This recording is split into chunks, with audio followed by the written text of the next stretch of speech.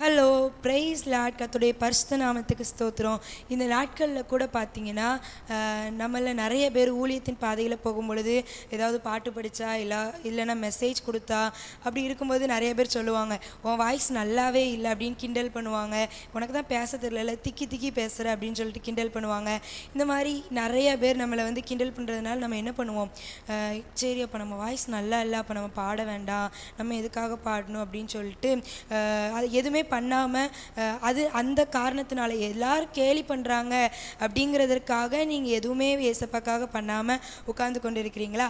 உங்கள் கூட தான் ஏசப்பா இன்றைக்கி பேச போகிறாங்க.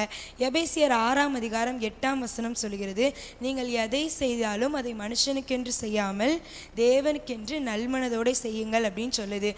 அப்போ நம்ம என்ன பண்ணணும், மனுஷன் பிரியப்படணும் அப்படிங்கிறதுக்காக, அதாவது நம்ம வாய்ஸ் நல்லா இருந்தால் எல்லோரும் கேட்பாங்க, ஆனால் அதை நம்ம என்ன பண்ணுறோம், மனுஷன் பிரியப்படணுங்கிறதுக்காக பாடலையே, தேவனுடைய நம் மகிமைக்காக பாடுறோம் அப்படிங்கிறத நம்ம மனசில் நம்ம வச்சுக்கணும். அதாவது 1 கொரிந்தியர் 10:31 சொல்லுது, ஆகையால் நீங்கள் புசித்தாலும் குடித்தாலும் எதை செய்தாலும் எல்லாவற்றையும் தேவனுடைய மகிமைக்கென்று செய்யுங்கள். இப்போ நம்ம என்ன செஞ்சாலும் என்ன பண்ணணும், தேவனுடைய மகிமைக்கென்று செய்யணும். அதாவது ஒரு பாட்டு பாடுறோமா, இப்போ நான் பாடுறேன் அப்படின்னா ஏசப்பாவோட நாமம் மகிமைப்படும். நான் ஏசப்பா பற்றி சொல்கிறேன் அப்படின்னா ஏசப்பாவோட நாமம் மகிமைப்படும். அதன் மூலமாக ஒரு ஆத்மா ரட்சிக்கப்படும் அப்படிங்கிறத நம்ம மனசில் வைக்கணுமே தவிர, நான் பாடுறது அழகா இல்லை அதனால் நான் பாட மாட்டேன் அப்படிங்கிறதுக்காக பண்ணக்கூடாது.